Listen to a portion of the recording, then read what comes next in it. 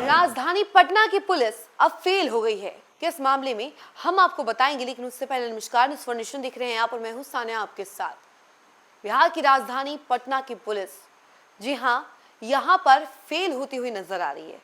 मामला था एक युवक के अपहरण का, जिसके बाद पुलिस पर लोगों का विश्वास रहता है कि पुलिस जो है ट्रेस कर लेगी, उस युवक को जिंदा सबके सामने ला करके खड़ा कर देगी।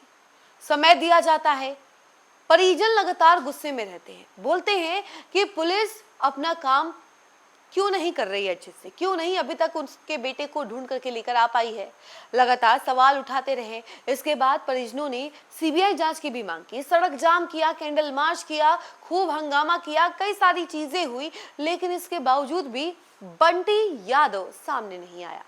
अब ये बंटी यादव कौन है, हम आपको बताते हैं। बंटी यादव वही है जिसका अपहरण पटना जंक्शन के भीड़ भाड़ वाले इलाके में से किया गया था।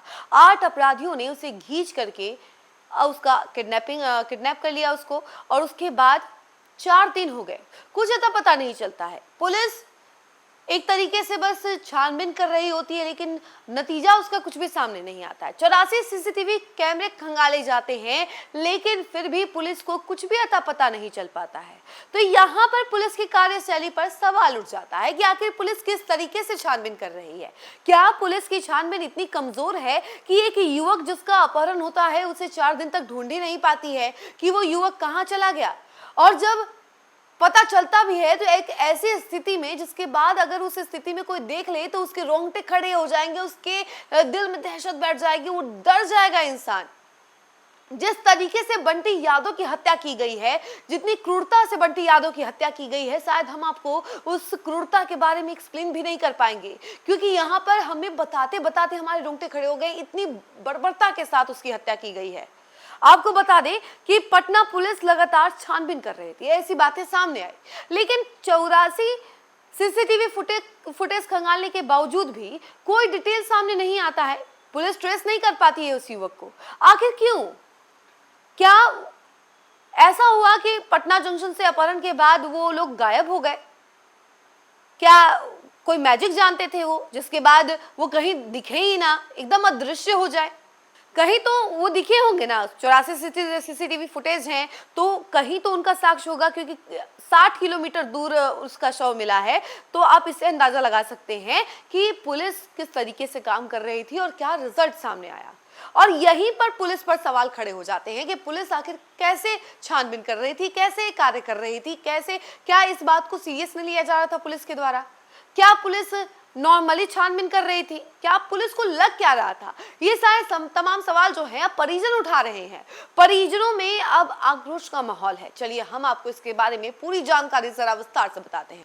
राजधानी पटना में शाम में बंटी यादव के अपहरण और उसके बाद 5 दिन बाद अतमल गोला में मिली उनकी लाश ने कानून व्यवस्था पर कई संगीन सवाल खड़े कर दिए हैं। जिस वारदात की तस्वीरें सीसीटीवी कैमरे में कैद थी, जिसमें कथित तौर पर अपहरण करने वाले चेहरे और घटनाक्रम सामने था, उसी मामले में बदमाश पुलिस की पकड़ से दूर रहे और आखिरकार युवक की लाश करीब 60 किलोमीटर दूर नेशनल हाईवे किनारे पर बरामद हुई। इस हत्याकांड ने पुलिस की शुरुआती कार्रवाई, तफ्तीश की रफ्तार और अपराधियों तक पहुंचने की क्षमता पर गंभीर सवाल खड़े कर दिए हैं। 6 जुलाई की रात पटना जंक्शन स्थित महावीर मंदिर के पास बंटी यादव दही खरीदने पहुंचे थे। तभी कुछ लोगों ने उनके साथ मारपीट की और कथित तौर पर जबरन उन्हें ऑटो में बिठाकर ले गए। बाद में उन्हें दूसरी गाड़ी में शिफ्ट किए जाने की बात भी सामने आई।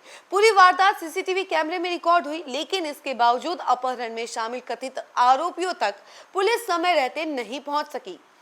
मामले का पहला बड़ा सवाल यही है कि जब अपहरण का वीडियो मौजूद था, संदिग्धों की गतिविधियां रिकॉर्ड थी और परिजनों ने शुरुआती दौर में ही पुलिस को सूचना दे दी थी, तब तत्काल कार्रवाई क्यों नहीं हुई? अगर शुरुआती घंटे में तकनीकी और जमीनी स्तर पर घेराबंदी होती तो क्या बंटी को जिंदा बरामद किया जा सकता था? यह सवाल अब परिजन ही नहीं, स्थानीय लोग भी उठा रहे हैं। दूसरा सवाल यह है कि अपहरण के बाद बंटी को पहले ऑटो और फिर दूसरी गाड़ी में ले जाए जाने की जानकारी सामने आई है, लेकिन पुलिस कथित तौर पर उस दूसरी गाड़ी की पहचान भी समय पर नहीं कर सकी। शहर में जगह जगह लगे कैमरे और निगरानी व्यवस्था के बावजूद अपहरणकर्ताओं का रूट कई दिनों तक साफ नहीं हो पाया। बाद में पुलिस ने 70 से 80 सीसीटीवी फुटेज खंगालने की बात कही, लेकिन तब तक बहुत देर हो चुकी थी। 11 जुलाई को अतमल गोला थाना क्षेत्र में मोकामा बख्तियारपुर 4 लेन किनारे जब शव मिला तो उसकी हालत रूह कपा देने वाली थी। चेहरा बुरी तरह से कुचला हुआ था, शरीर पर चोट के गहरे निशान थे और शव सड़ने लगा था। प्रथम दृष्टया शव कई दिन पुराना प्रतीत हुआ। इससे यह आशंका भी जताई जा रही है कि अपहरण के कुछ ही समय बाद हत्या कर शव को सुनसान इलाके में ठिकाने लगाया गया होगा। वहीं हालांकि मौत का सही समय और सही कारण जो है पोस्टमार्टम रिपोर्ट के बाद ही पता चल पाएगा। परिजनों का आरोप है कि बंटी स्थानीय स्तर पर कथित अवैध गतिविधियों और देह व्यापार का विरोध करते थे। उनका कहना था कि करीब 15 दिन पहले इसी मुद्दे पर एक व्यक्ति से विवाद हुआ था और उन्हें धमकी भी मिली थी। परिवार का दावा है कि इन पहलुओं की जानकारी पुलिस को दी गई थी, लेकिन संदिग्धों तक समय रहते पहुंचने में सफलता नहीं मिली। इन आरोपों की जांच पुलिस द्वारा की जा रही है और अभी इनकी आधिकारिक पुष्टि नहीं हुई है। मामले में एक ऑटो चालक की गिरफ्तारी हुई है। पुलिस के अनुसार उससे पूछताछ में कई अहम जानकारियां मिली है। वहीं अन्य संदिग्धों की तलाश जारी है। एसडीपीओ 1 रामकृष्ण के मुताबिक शव मिलने के बाद एफएसएल टीम ने मौके से साक्ष्य जुटाए हैं और आसपास के सीसीटीवी फुटेज भी खंगाले जा रहे हैं। उन्होंने यह भी कहा कि भविष्य में उस इलाके में 2 पुलिस टीओपी स्थापित किए जाएंगे ताकि ऐसे सुनसान इलाके में निगरानी बढ़ाई जा सके। बंटी यादव हत्याकांड अब सिर्फ एक अपहरण और हत्या का मामला नहीं रह गया।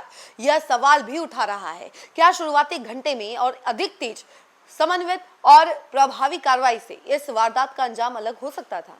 इन सवालों के अंतिम जवाब जांच पूरी होने और अदालत में प्रस्तुत साक्ष्यों के आधार पर ही सामने आएंगे। लेकिन फिलहाल यह मामला पुलिस की कार्यप्रणाली और अपराध नियंत्रण की चुनौतियों पर गंभीर बहस जरूर खड़ी कर रही है। तो ये है पटना पुलिस, जिनके ऊपर अभी लगातार सवाल ही सवाल उठ रहे हैं, क्योंकि 4 दिन हो गए और उसके बाद उसके शव को बरामद किया जाता है और एक ऐसी स्थिति में बरामद किया जाता है जिसके बाद घर वाले भी पहचान नहीं पाते हैं।